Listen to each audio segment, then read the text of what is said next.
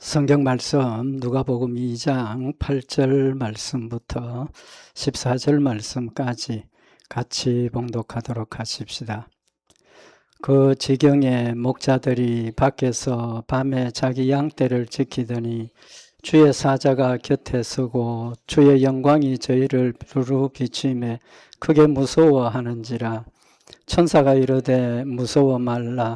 보라, 내가 온 백성에게 미칠 큰 기쁨의 좋은 소식을 너희에게 전하노라. 오늘날 다윗의 동네에 너희를 위하여 구주가 나셨으니 곧 그리스도 주시니라. 우리가 가서 강포에 쌓여 구유에 누인 아기를 보리니 이것이 너희에게 표적이니라 하더니 홀련히 한 천군이 그 천사와 함께 있어 하나님을 찬송하여 가로되 지극히 높은 곳에서는 하나님께 영광이요 땅에서는 기뻐하심을 입은 사람들 중에 평화로다 하니라. 아멘.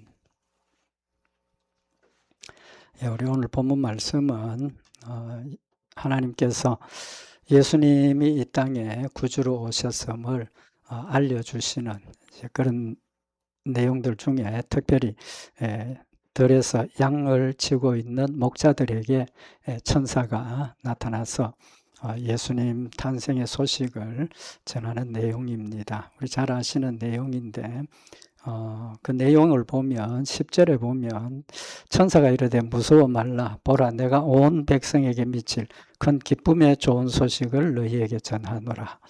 예수님 오신 소식이 어떤 소식입니까? 큰 기쁨의 좋은 소식. 온 백성에게 미치는 큰 기쁨의 좋은 소식이다라고 말씀을 하셨습니다. 그러니까 예수님 오신 것이 우리에게는 큰 기쁨이라는 거죠. 그죠? 큰 기쁨입니다. 그러면서 그 기쁨의 소식이 되는 이유를 11절에서 보면 오늘날 다윗의 동네에 너희를 위하여 구주가 나셨으니 곧 그리스도 주시니라. 그러니까 우리에게 미치는 큰 기쁨의 좋은 소식의 내용이 뭡니까? 구주가 나셨다. 그 다음에 그 구주는 곧 그리스도 주시다 라고 이야기를 하고 있습니다. 오늘 여기 예수님 오신 소식을 구주가 나셨고 그리스도 주시다 라고 이야기를 하는 것은 어떤 의미가 있습니까? 예수님의 본성, 또 예수님의 직분, 예수님이 이 땅에서 하시는 일이 무엇인가 하는 것을 우리에게 밝혀주시는 거죠. 그리스도 주시다, 구주다. 그러니까 예수님은 구주시고 그리스도시고 주시다. 구주라는 뜻이 무엇입니까? 우리를 구원하신 하나님이시라는 거죠. 구주, 예수의 뜻이 하나님 여호와는 구원이시다. 우리를 구원하실 예수님이고 그리스도, 주는 또 무슨 뜻입니까? 주인이라는, 심판하시는 주라는 거죠. 천하 만물을 다스리시고 또 심판하시는 예수님. 그래서 예수님이 오심으로 말미암아서 완벽하게 심판하실 수 있는 준비가 되어진 거죠. 심판대 기준이 뭡니까? 예수님을 믿느냐 안 믿느냐는 건데 예수님 오셔서 죽으시고 부활하셨으니까 이제 예수님 믿어야 된다는 게 확실하게 결정이 된 거죠. 그래서 믿음으로 구원받는 그런 역사가 일어났고 이 그리스도라는 뜻이 뭡니까? 오늘 이 그리스도라는 뜻에 대해서 우리가 말씀을 상고를 하면서 예수님이 우리에게 큰 기쁨이 되는 이유를 상고를 하고 우리 다 아는 이야기지만 한 번 더 예수님 오심이 우리에게는 큰 기쁨의 소식인 것을 다시 한번 마음에 새기고 그 기쁨을 가지고 우리가 소망 가운데서 주를 섬기는 그런 믿음의 열매들이 되기를 원합니다.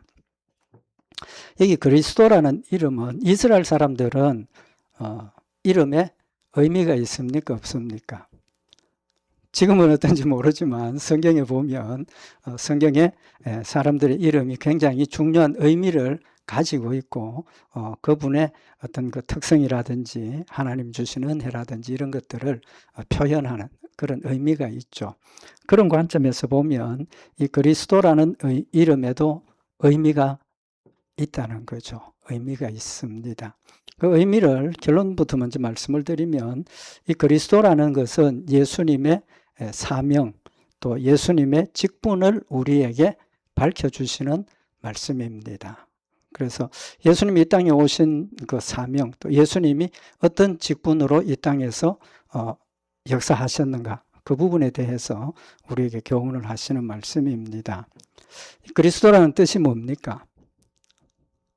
그리스도라는 뜻은 기름 부음 받은 자다 그런 뜻입니다. 기름 부음을 받았다. 그래서 이 그리스도라는 그 단어는 헬라어입니다. 헬라어. 그 히브리어로는 뭡니까? 메시아. 우리가 많이 쓰는 메시아하고 그리스도하고 같은 이름입니다. 그럼 히브리어로 메시아라는 것은 기름 부음 받은 자다. 그걸 헬라어로 번역을 하니까 그리스도다. 그렇게 되어지는 겁니다. 그래서 요한복음 1장 40절에 보면 시몬 베드로에게 형제 안드레가 예수님을 만나고 전도하는 내용이 나오는데 요한복음 1장 40절에 보면 요한의 말을 듣고 예수를 쫓는 두 사람 중에 하나는 시몬 베드로의 형제 안드레라. 안드레가 예수님을 만나고 난 뒤에 형제를 사랑할 마음이 너무 뜨거우니까 누굴 찾아갑니까? 형제 베드로를 찾아가죠. 뭐라고 전도를 합니까? 그가 먼저 자기의 형제 시몬을 찾아 말하되 우리가 메시아를 만났다 하고 메시아는 번역하면 그리스도라. 성경에 분명히 기록을 하고 있습니다. 그래서 메시아는 히브리어로 기름 부음 받은 자. 번역하면 어떤 단어로? 헬라어로 번역하면 그리스도다. 그런 뜻입니다. 그래서 그리스도하고 메시아하고는 같은 단어, 같은 의미를 가진 단어입니다. 그래서 우리가 메시아라 하면 그리스도, 그리스도라 하면 메시아. 근데 그 이름이 뜻이 뭐라고 그랬습니까? 기름 부음 받은 자다. 예수님이 제자들하고 길을 가시다가 수가라는 동네 입구에서 수가성 여인이 물 깃고 있는 그런 상태에서 예수님 전도를 하죠.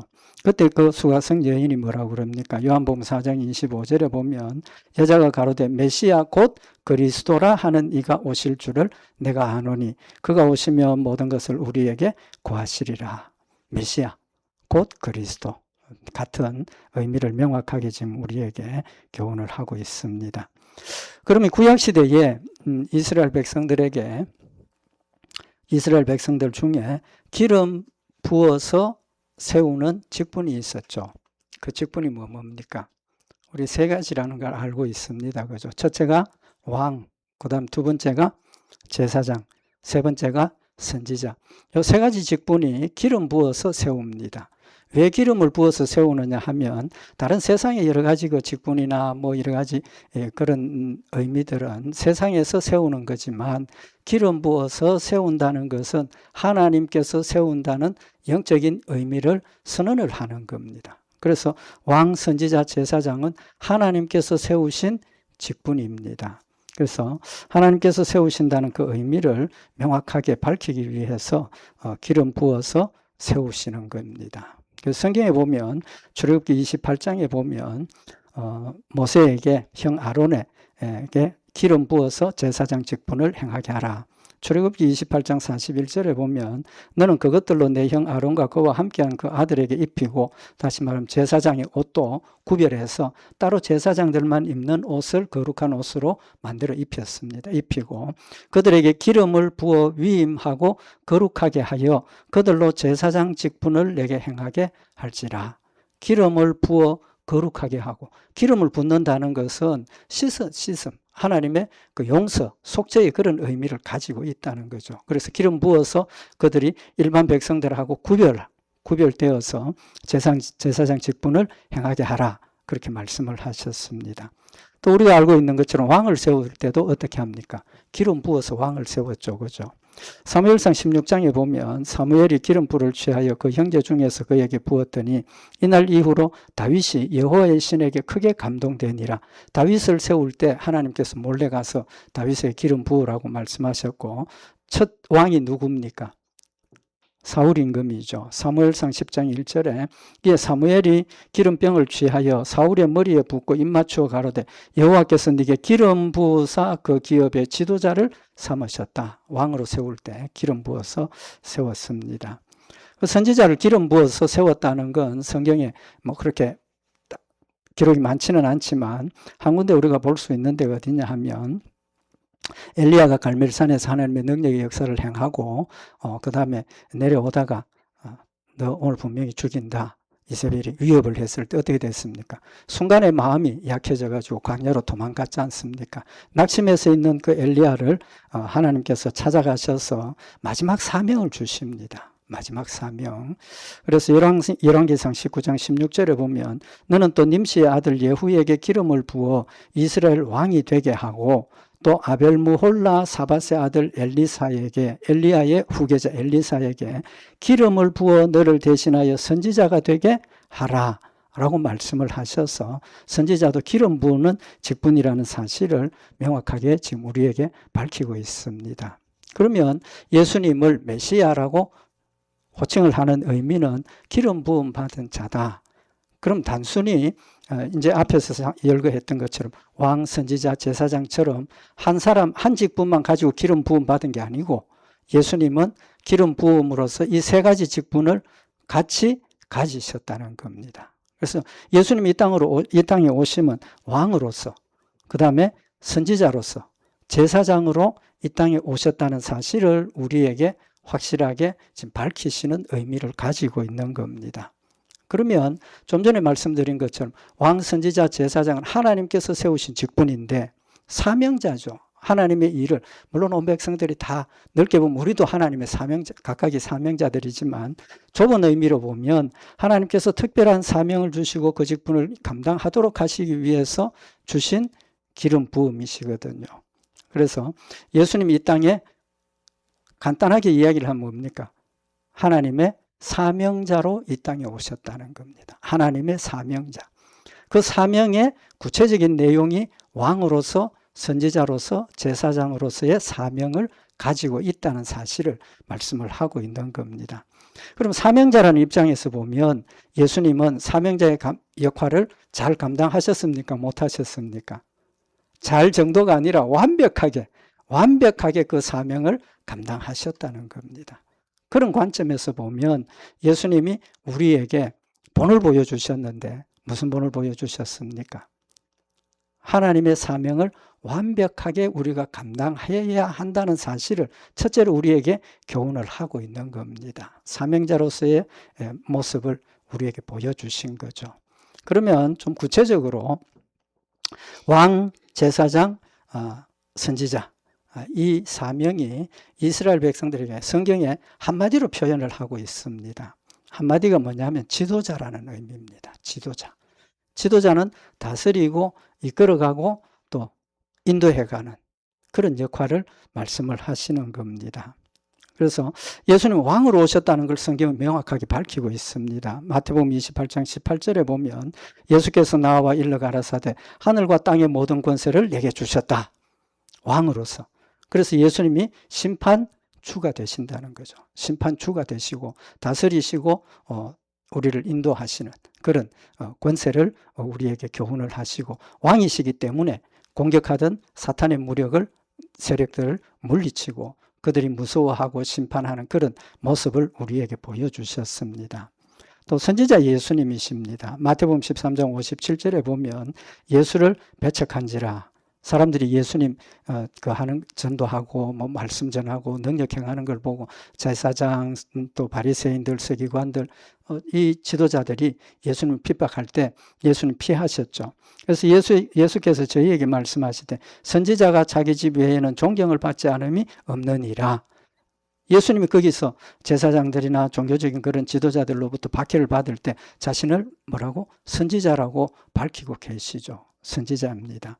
또 예수님은 제사장, 대제사장이십니다. 그죠? 다 아시죠? 그죠? 뭐 몇 군데 성경이 나오지만 히브리서에 보면 이 예수님을 제사장으로 호칭을 하고 있습니다. 히브리서 2장 17절에 보면 그러므로 제가 범사의 형제들과 같이 되심이 마땅하도다. 이는 하나님의 일에 자비하고 충성된 대제사장이 되어 백성의 죄를 구속하려 하심이라. 히브리서 6장 20절에 그리로 앞서가신 예수께서 멜기세덱의 반차를 쫓아 영원히 대제사장이 되어 우리를 위하여 들어가셨느니라.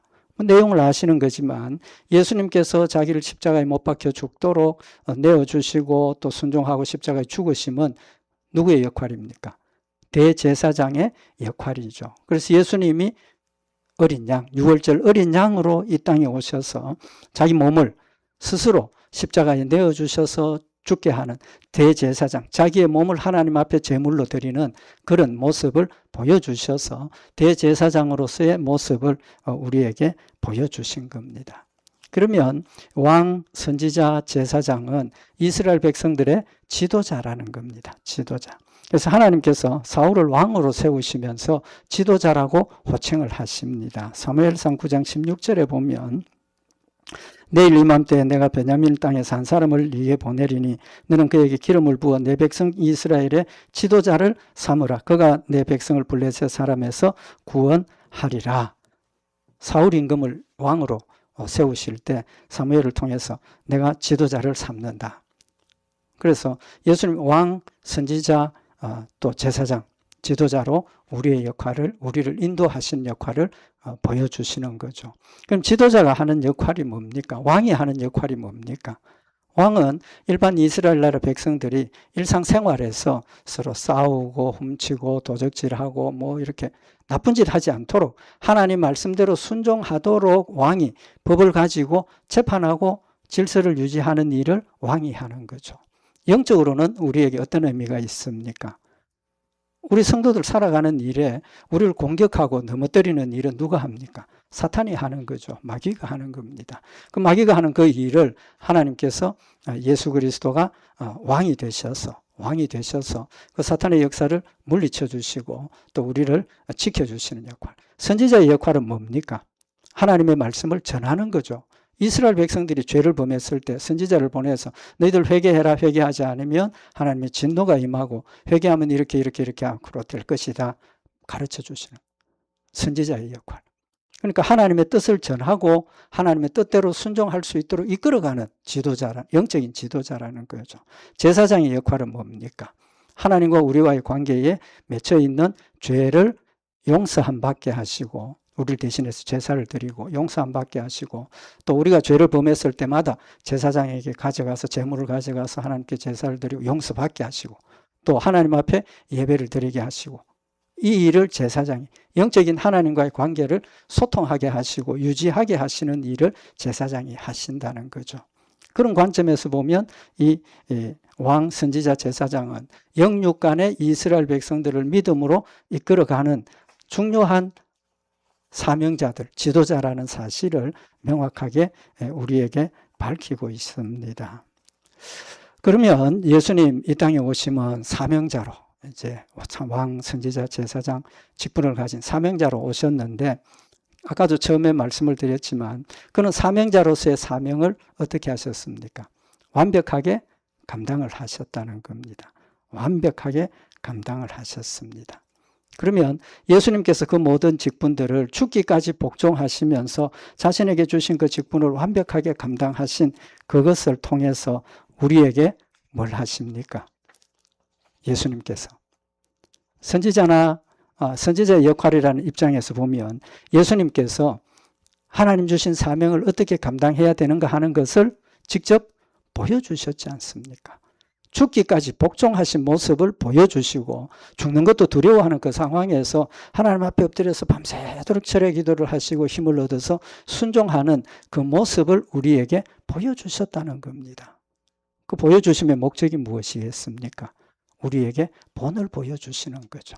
예수님께서 공생애 동안 하나님의 역사를 감당하시면서 여러 가지 일들을 당했지만 하나님 말씀대로 굳게 서서 순종하고 죽기까지 복종하시는, 기도하시는 모습, 또 전도하시는 모습, 능력을 행하시는 모습, 이런 것들을 통해서 우리에게 본을 보여주신 겁니다. 그 사실을 명확하게 우리에게 보여주셨죠. 언제 보여주셨습니까? 십자가에 못 박혀 잡히시기 직전에 제자들과 마지막 만찬을 나누면서 예수님 제자들의 발을 씻겨주셨어요. 그 씻기심의 의미를 뭐라고 그랬습니까? 본을 보였노라 그랬지 않습니까? 그래서 요한복음 13장 15절에 보면 내가 너희에게 행한 것 같이 너희도 행하게 하려 하여 본을 보였노라. 발 씻기는 그것만 본이 아니라는 거죠. 그것만 본이 아니고 예수님 탄생하셔서 죽기까지 그 모든 생활의 삶의 모습이 발 씻기는 그것처럼 그 삶의 모습이 우리에게 본으로 보여주셨다는 겁니다. 핍박을 받고 도망도 가고 억울한 그런 욕도 받고 잡혀서 뭐 심지어 침뱉음도 받는 그런 상황까지 갔지만 끝까지 믿음을 지키고 죽기까지 복종하시는 순종하시는 모습을 우리에게 본을 보여주셨다는 겁니다. 그러면 예수님께서 우리에게 본을 보여주셨다는 것은 또 다른 의미로 어떤 의미를 우리가 가질 수 있느냐 하면 예수님이 하신 행동하고 예수님이 하신 말씀하고 하나님이 주신 명령하고 일치가 됩니까? 안 됩니까? 일치가 되지 않습니까? 하나님 주신 말씀대로 하나님 주신 말씀대로 전하고 하나님 주신 말씀 듣고 전하고 그대로 행동했다는 겁니다. 그러면 우리의 삶의 모습은 어떻게 해야 됩니까? 마찬가지로 우리도 하나님 주신 말씀을 우리가 받고 믿음으로 받고 또 그 말씀대로 순종하고 우리의 말과 행동이 거기에 일치되어야 한다는 사실을 지금 우리에게 보여주고 계시는 거죠. 예수님 지도자로 오셔서 우리에게 본을 보여주시고 말로만 지도자로서 선지자로서 말로만 전하신 것이 아니라 자신의 삶을 통해서 우리에게 직접 교훈하시고 보여주시는 그런 지도자의 모습을 보여주셨습니다. 그 다음에 예수님께서 우리에게 보여주신 본 구체적인 내용이 뭡니까? 제자들의 발을 씻긴 것도 본이지만 좀 더 구체적으로 이야기를 하면 첫째 예수님께서 우리에게 보여주신 제일 중요한 본이 뭡니까? 죽기까지 복종하신 것. 하나님 말씀 순종하신 그것이 죽기까지 순종하신 그것이 제일 중요한 복종입니다. 그게 제일 본입니다. 죽기까지 순종할 수 있으니까 제자들의 발도 씻길 수 있는 거고 그렇게 되어지는 거죠. 그래서 예수님께서 하나님 말씀대로 죽기까지 순종하신 것을 또 다른 의미로 해석을 할 수 있죠. 무슨 의미가 됩니까? 죽기까지 복종할 수 있는 힘이 어디에서 나옵니까? 믿음 때문입니까? 소망 때문입니까? 그거 다 포함한 게 뭡니까? 사랑이지 않습니까? 사랑. 믿음, 소망, 사랑 이 세 가지는 항상 있을 것인데 그 중에 제일은 사랑이라 라고 하시는 말씀의 의미가 이유가 뭡니까? 믿음으로 한다는 믿음으로 순종할 때는 무엇 때문에 순종합니까? 하나님께서 우리에게 약속하신 약속이 있으니까 그 약속이 뭡니까? 순종하면 축복해 주신다 그랬고 불순종하면 징계하신다 그랬으니까 뭐 때문에? 축복받고 싶어서 그거 욕할 거 아무것도 없습니다. 그 아무것도 비난할 거 아무것도 없습니다. 왜? 하나님 우리의 연약함을 아시기 때문에 축복을 약속을 하시는 겁니다. 우리가 우리 자녀들 키울 때 어린아이일 때 뭐 합니까? 야, 너 이번에 이 말 잘 들으면 뭐 네가 좋아하는 빵 사줄게. 뭐 잘하면 네가 좋아하는 장난감 사줄게. 그 나쁜 짓입니까? 아니에요. 교육을 위해서, 교훈을 위해서 아이들에게 그걸 통해서 말씀 순종하고 또 선한 길로 가야 되고 착한 일 행해야 된다는 것을 교훈하기 위한 방법인 겁니다. 뿐만 아니라 하나님께서는 우리의 일들에 대해서 보상을 하십니다. 그래서 우리의 한 것을 상을 어디에다 쌓아두신다 그랬습니까? 천국에 쌓아두신다 그랬지 않습니까? 천국에 쌓아두신다고. 마지막 심판 때 우리가 집을 지어놓은 그것을 불 가운데로 지나가게 하셔서 하나님 말씀대로 믿음으로 순종한 것은 그대로 남지만 남에게 보이기 위해서 뭐 거짓말로 다른 일로 했던 것들은 다 불타서 없어진다고 그러셨지 않습니까? 이유가 뭡니까? 우리가 진심으로 하나님 말씀을 순종하고 하나님을 사랑하기 때문에 믿음으로 순종하도록 우리에게 명령하시는 말씀인 거죠. 그래서 하나님께서 우리에게 주신 약속을 믿고 또 천국의 소망을 믿고 그렇게 우리가 순종하는 거죠. 그 다음에 소망이 뭡니까? 천국의 약속을 우리는 믿습니다. 축복의 약속은 첫 번째로 하더라도 정말 더 중요한 것은 여러분과 저에게 믿음으로 주신 소망이 천국의 소망 아닙니까? 이 땅에서 잘 살고 이 땅에서 평안하고 그건 아무 의미가 없다는 거죠. 뭐 의미도 좀 있지만 우리에게 의미는 하나님께서 우리를 데려가실 그 천국에 대한 소망을 가졌기 때문에 그 천국에서의 삶을 소망으로 삼으니까 하나님 때문에 이 땅에서 당하는 고통, 괴로움, 억울함 뭐 할 수 있습니까? 참을 수 있지 않습니까? 왜? 천국 가기 위해서 통과해야 될, 거쳐가야 할 과정이니까 그건 필수적으로 받아들일 수 있다는 겁니다. 천국의 소망을 주셨습니다. 근데 좀 더 정확하게 이야기를 하면 살다 보면 당장 눈앞의 이익이 천국의 소망보다는 뭡니까? 더 가까울 때가 많지 않습니까? 눈앞의 이익이 천국은 다음이고 눈앞의 이익이 가까우니까 세상과 뭐 합니까? 타협하지 않습니까? 세상과 타협을 합니다. 내가 가지는 소망, 내가 가지는 축복보다 더 큰 것이 제공이 되었을 때, 제시되었을 때 그걸 거절하고 하나님 말씀 지켜야 하지만 그걸 덥석 가질 때가 있다는 겁니다. 하나님께서 우리에게 요구하시는 것은 온전한 순종. 예수님 죽기까지 복종할 수 있었던 그 순종의 결과가 뭡니까? 원인이 뭡니까? 사랑이라는 거죠. 하나님을 사랑하니까 이 땅에서 죽음을 당한다 하더라도 믿음을 지키겠다는 그런 열매가 맺혀질 수 있다는 겁니다. 진심으로 하나님을 사랑하고 하나님 주신 이 구원의 은혜와 천국의 축복이 내 안에 너무너무 고맙고 감사하면 이 땅에서 당하는 고통도 뭐 할 수 있습니까? 참을 수 있다는 겁니다. 버릴 수 있다는 겁니다. 그래서 믿음, 소망, 사랑 이 세 가지는 우리에게 항상 있지만 하나님을 사랑하는 것이 제일이라고 말씀을 하고 있고 하나님 우리에게 원하시는 것이 뭡니까? 그래서 사랑이라는 사실을 말씀을 하고 있는 겁니다. 그래서 예수님께서 자신을 십자가에 못 박혀 죽도록 내어주시는 것은 누구에 대한? 하나님에 대한 사랑이라는 겁니다. 사랑의 본을 보여주신 겁니다. 그 다음에 이제 이 사랑에 대한 것 조금 더 우리가 구체적으로 말씀을 드리면 이 사랑은 두 가지 종류가 있습니다. 어떤 종류가 있습니까? 대상이 둘입니다. 대상이 둘. 사랑은 하나님에 대한 사랑, 그 다음에 이웃에 대한 사랑. 근데 핵심은 누굽니까? 하나님에 대한 사랑이 완벽하면 이웃에 대한 사랑도 완벽해질 수 있다는 겁니다. 하나님에 대한 사랑을 표현하고 드러내는 증거가 뭡니까? 이웃에 대한 사랑입니다. 이웃에 대한 사랑이 완벽하면 하나님에 대한 사랑이 완벽해지고 하나님에 대한 사랑이 완벽하면 이웃에 대한 사랑도 완벽해지고 하나님에 대한 사랑이 흐려지고 연약해지면 이웃에 대한 사랑도 흐려지고 연약해질 수밖에 없는 겁니다. 같이 가는 거예요. 그래서 예수님께서 우리에게 하신 말씀이 하나님을 사랑하라 하시는 거예요. 그래서 마가복음 12장 29절에 예수께서 대답하시되 첫째는 이것이니 이스라엘에 들으라. 주 곧 우리 하나님은 유일한 주시라. 내 마음을 다하고 목숨을 다하고 뜻을 다하고 힘을 다하여 주 너희 하나님을 사랑하라 하신 것이요. 둘째는 이것이니 내 이웃을 내 몸과 같이 사랑하라 하신 것이라. 이에서 더 큰 계명이 없느니라. 그래서 첫째가 하나님에 대한 사랑이고 둘째가 이웃에 대한 사랑이라는 걸 명확하게 밝혀주고 있죠. 그래서 예수님께서는 자신을 십자가에 못 박아 죽이는 그들을 위해서 십자가에 돌아가시면서 뭐라고 말씀을 하십니까? 아버지, 저들을 용서해 주십시오. 저희들이 하는 일을 알지 못하고 하시는 것입니다. 우리에게 완벽한 이웃사랑, 원수에 대한 사랑을 우리에게 보여주고 계시는 겁니다. 십자가의 죽으심이 하나님의 사랑, 하나님에 대한 사랑이고 이웃에 대한 사랑으로 명백하게 우리에게 나타내 보여주고 계시는 겁니다.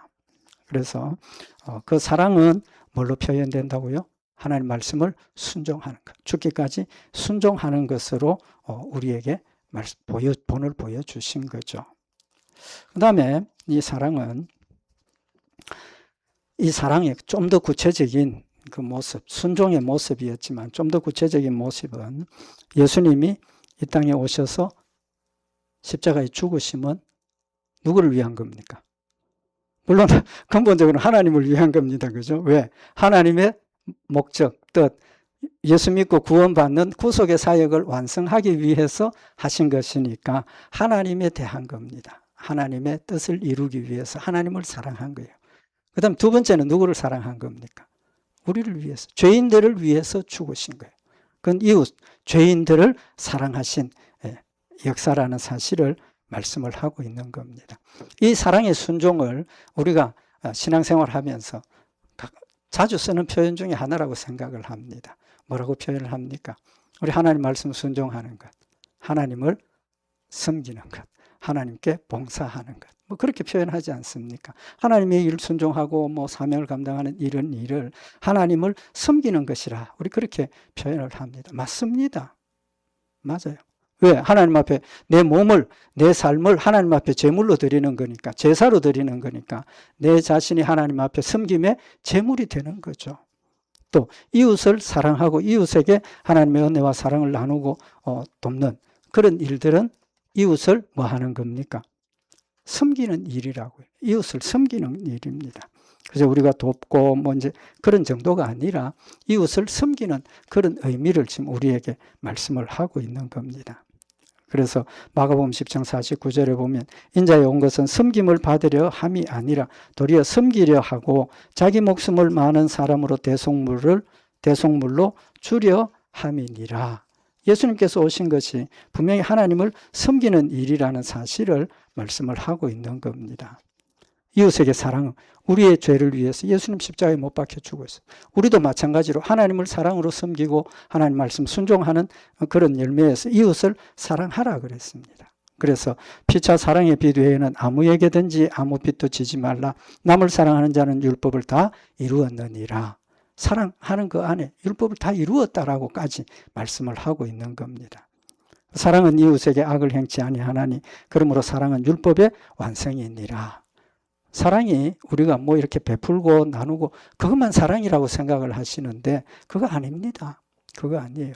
악한 일을 행치 않는 것, 그게 사랑이라고 말씀을 하고 있는 겁니다. 베풀고 나누고 그것만이 아니고 우리가 모든 일에 선을 이루고 하나님 주신 뜻을 이루어가는 그런 믿음의 열매를 맺는 것이 섬김이라는 사실을 말씀을 하고 있는 겁니다. 이 섬김을 또 다른 의미로 어떻게 표현하셨습니까? 섬김의 의미, 겸손의 의미를 말씀을 하셨습니다. 그래서 예수님께서 제자들의 발을 씻기시고 하시는 말씀이 뭡니까? 예수님 하신 말씀이 제자들의 발을 씻기시고 내가 선생으로서 제자들의 발을 씻겼지 않느냐라고 말씀을 하셨습니다. 그래서 마가복음 10장 45절에 보면 인자에 온 것은 섬김을 받으려 함이 아니라 도리어 섬기려 하고 자기 목숨을 많은 사람의 대속물로 주려 함이니라 라고 하나님을 섬기고 우리를 섬기는 그런 섬김을 말씀을 하시면서 제자들의 발을 씻기시고 섬김의 명확한 의미를 말씀을 하신 겁니다. 그래서 누가복음 22장 27절에 보면 앉아서 먹는 자가 크냐 섬기는 자가 크냐 앉아 먹는 자가 아니냐 그러나 나는 섬기는 자로 너희 중에 있노라. 제자들의 발을 씻기신 것이 제자들을 섬긴다는 의미를 명확하게 본으로 우리에게 보여주시는 겁니다. 그 섬김의 의미는 뭡니까? 겸손의 의미죠. 자기를 낮추시는 것. 그래서 마태복음 11장 28절에 보면 수고하고 무거운 짐진 자들아 다 내게로 오라. 내가 너희를 쉬게 하리라. 나는 마음이 온유하고 겸손하니 나의 멍에를 메고 내게 배우라.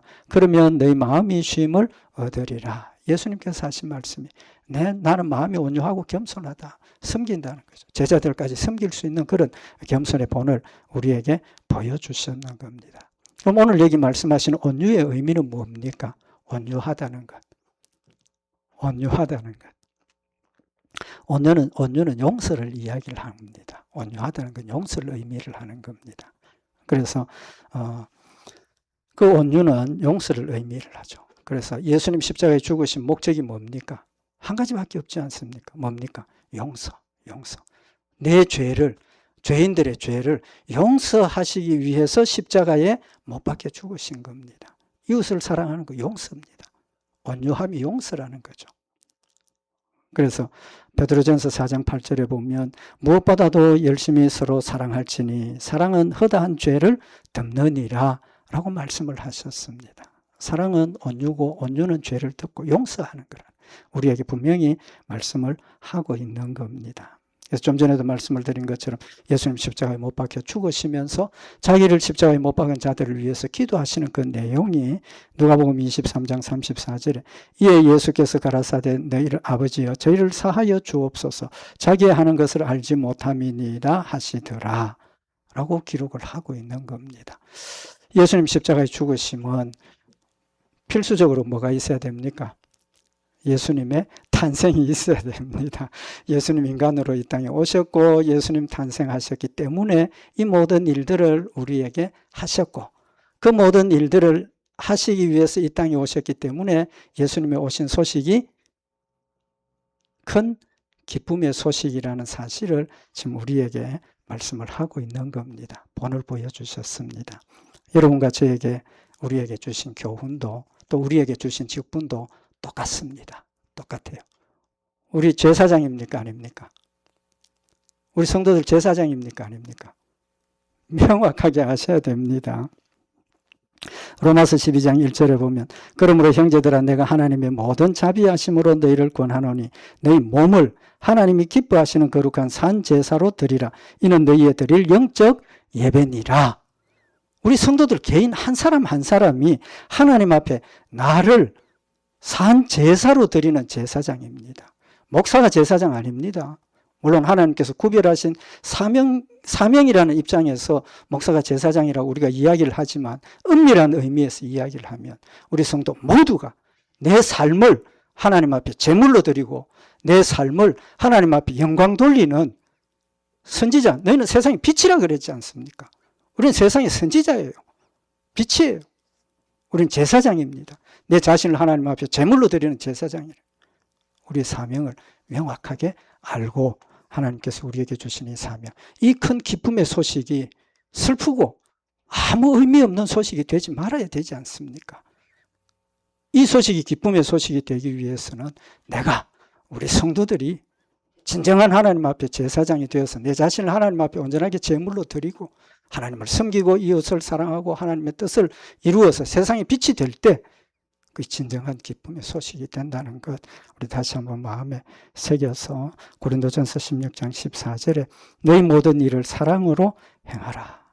또 고린도후서 2장 8절에 그러므로 너희를 권하노니 사랑을 저희에게 나타내라 하신 이 말씀 다시 한번 마음에 새겨서 하나님께서 여러분과 저에게 주신 이 귀한 사명들을 잘 감당하고 주님 앞에 섰을 때 잘했다 칭찬받는 우리 복된 사명자들 되시기를 바랍니다. 기도드리십시다.